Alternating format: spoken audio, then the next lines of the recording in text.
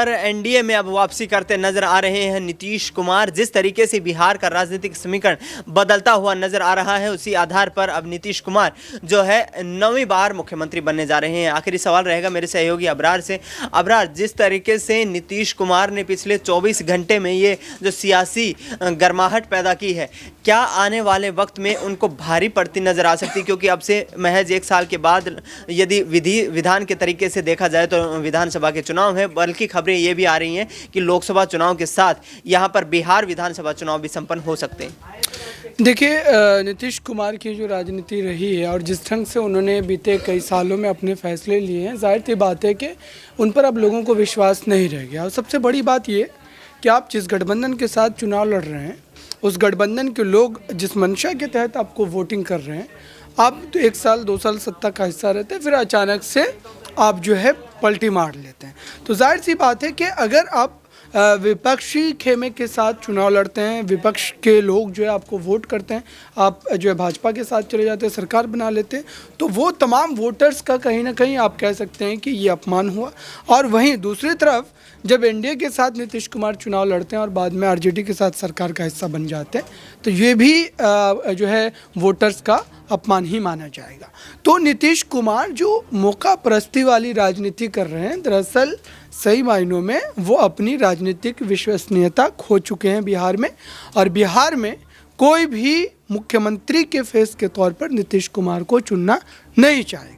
फिलहाल अगर देखा जाए तो इस समय भले ही नीतीश कुमार जो है बिहार की राजनीति में मुख्यमंत्री बनने की वजह से सबसे बड़े नेता के तौर पर जो है आपको देखने में लगते होंगे, या ऐसा लगता होगा कि नीतीश कुमार ही बिहार की राजनीति के कर्ता धर्ता है। ऐसा बिल्कुल भी नहीं है। नीतीश कुमार बीते कई सालों से चुनाव भी नहीं लड़े हैं।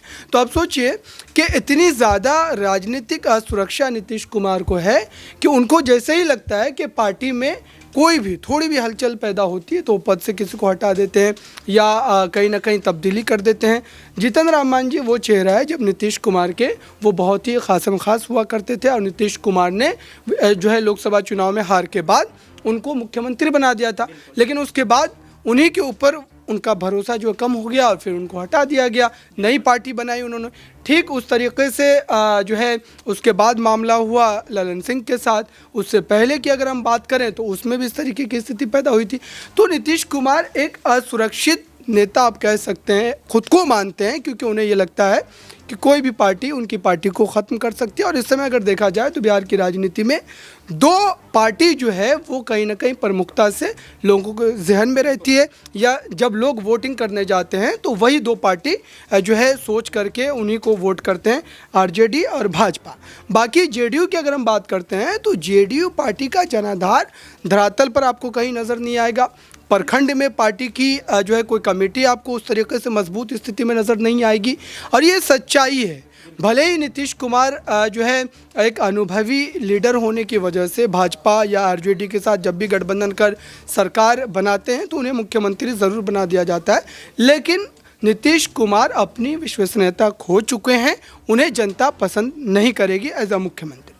बिल्कुल, तो यहाँ से नीतीश कुमार की जो जनता के बीच विश्वसनीयता की खबरें हैं, अब वह भी कहीं ना कहीं खोते नज़र आ रहे हैं, क्योंकि जिस आधार पर लगातार विभिन्न दलों के साथ गठबंधन करना और गठबंधन से अलग हो जाना जो नीतीश कुमार की कार्यशैली का एक आधार बन चुका है, कहीं ना कहीं आने वाले भविष्य में नीतीश कुमार व उनकी पार्टी के लिए